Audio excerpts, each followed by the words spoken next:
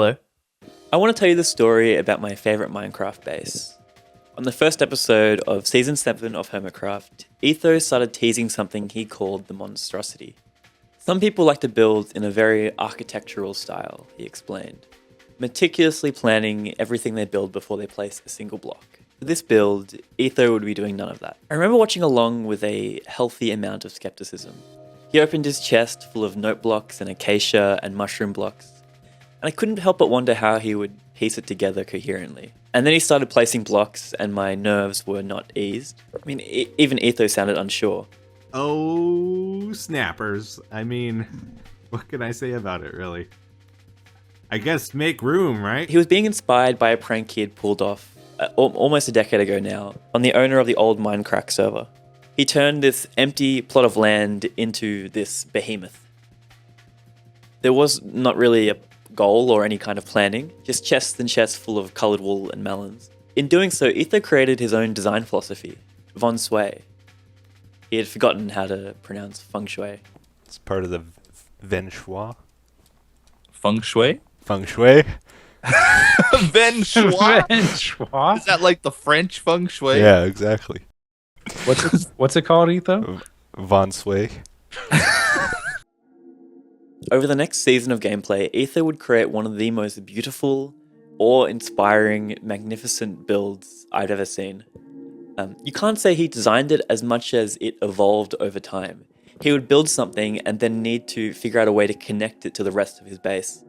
He derived so much character and personality from these awkward gaps that he needed to fill, and I don't think I've had more fun watching Minecraft than seeing him try and figure out what to do with these ill-thought-out builds. Maybe it's just fondness for an almost 5-year-old video series, but there's something just so magical about this space.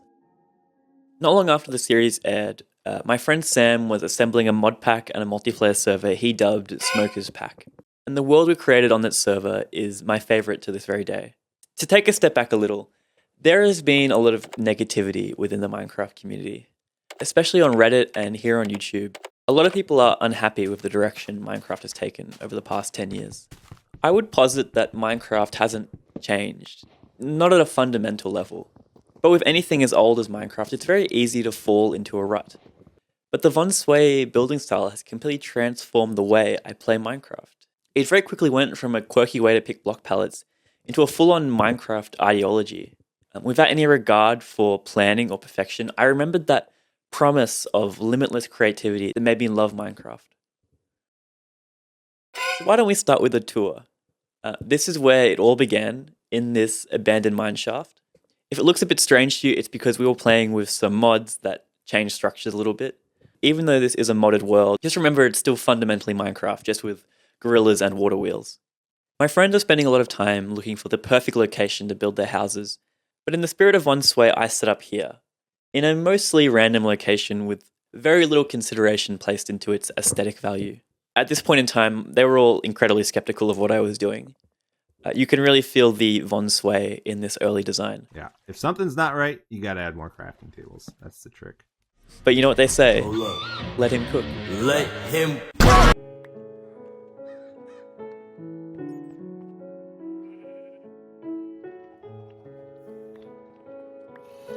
My goal was dissuading perfectionism, that paralyzing force that says you shouldn't do something in case it turns out bad. I don't think most people realize just how liberating it is, making something with the intention of it being ugly. You know, you label it as a monstrosity, you set your expectations on the floor, and you just have fun placing blocks. We might walk away from this thing after a few episodes and just be like, well, I tried, it's horrible. Let's move on. Kind of like a Rorschach test, I looked at the mess of coloured wool and wood and squinted until I could make out something. As I was digging through the abandoned mineshaft, I was reminded of the bustling corridors of a night market. And so I decided to build a little shopping district, complete with little booths manned by villagers. By this point, I started to get rid of some of the stranger things and sand down some of the edges, just like Etho had done. I had enough of a grasp of what I was doing that I could actually start planning certain things.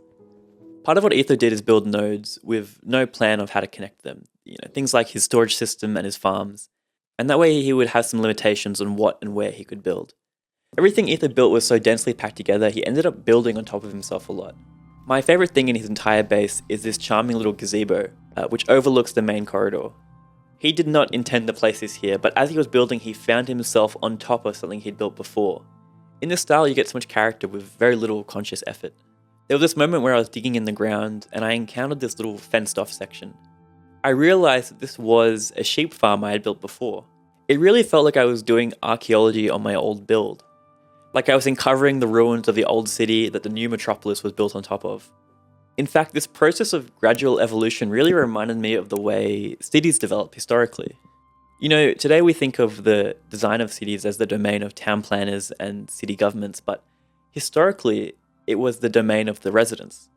If you wanted a second story or a new shop front, you just built it.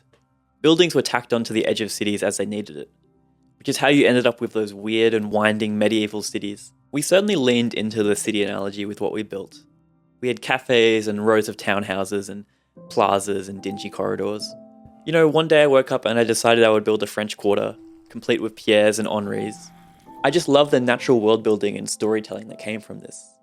My favourite thing to do was run around late at night, placing signs and little Easter eggs to just enhance the connection to the world a little bit more.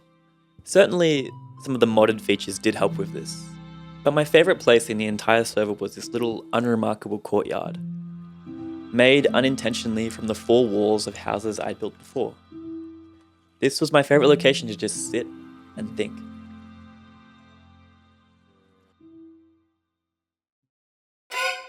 I should probably answer the obvious question posed by this video's title. Why did I forget that Minecraft was fun? I've been playing Minecraft since beta 1.6.6, which was released in 2011 when I was 8 years old, when you could still get wool by punching sheep, which is a long time. In the 13 years or so since then, people have basically solved Minecraft. You can go on YouTube and look up the best XP farm designs, the best creeper farm designs, the best transport methods. I should preface what I'm about to say by stating the obvious.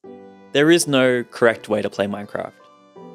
But for me, playing optimally is not fun at all. This is something I've discovered about myself over the years. You know, for example, I make the conscious choice not to use the elytra, which is the best transport method in the game. I want to spend some time looking at elytra more closely because I think it holds the key to a lot of the frustrations people have with Minecraft today. The elytra is powerful, that's obvious, but so is an efficiency 5 diamond pickaxe, and no one really complains about that. No, I think the elytra is powerful in a way that is decidedly unfun. In a game about creativity, it shuts down self-expression. You might find a huge body of water and think, let's build a massive bridge to cross it. But there'll be a nagging voice in your mind that says, we could just fly across. You might see a gap in the mountains and think, let's build slime launchers to launch ourselves across. But that nagging voice will return and say, we could just fly across. Let's find a camel. Why would you when you can fly? From the moment you spawn into the world, before you're even close to having an elytra, that nagging voice will always be there. Because the elytra is the only transportation method that requires no infrastructure. Even horses require bridges and boats, canals. Whatever infrastructure you build in the early game will be made obsolete by elytra. And it'll feel a bit like a waste of time. Naturally then, people rush to the end of the game. I don't think it's a coincidence then that Minecraft speedruns got popular in this era. For many, their time playing Minecraft only begins after they have elytra and enough gunpowder to fly anywhere. To be blunt, I find this way of playing soul-crushing. Removing the inefficiency of travel actually removes so much more. I know it's faster to drive, but the sun is shining and I want to walk. It reminds me of that famous quote from Soren Johnson, one of the developers behind Civilization, that given the opportunity, players will optimize the fun out of a game. As he said, water finds a crack. It's never good to talk about a problem without proposing a solution, so let me give you one of my own. It comes from a little mod pack called Raspberry Flavoured, which makes the decision to remove elytra. It also makes the decision to remove the end, villages, some enchantments, the F3 menu, and stone tools. Of those changes, I wasn't expecting that last one to be the most impactful. In place of stone tools, the mod pack adds copper tools, as well as increasing the mining speed of all the other tools in the game.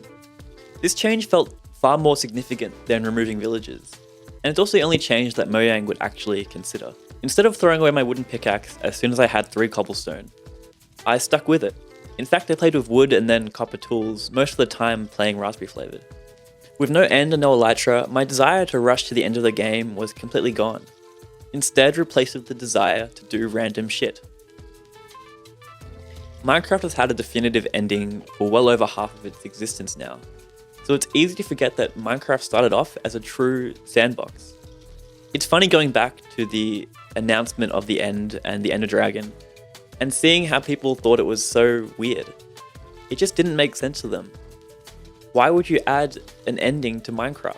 It was a game where you made your own fun, set your own goals, and told your own story. Am I the only one that found the text at the end really ducking out of place?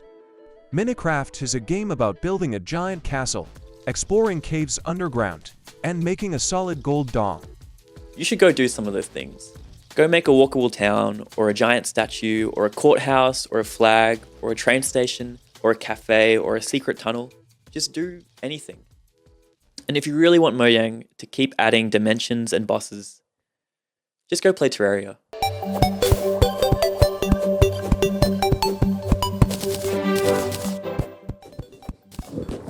That was my video. Thank you for watching. You might notice looking at my other videos that none of them are about Minecraft or even about video games. Please watch them anyway. I hope you enjoyed. Thank you and good night.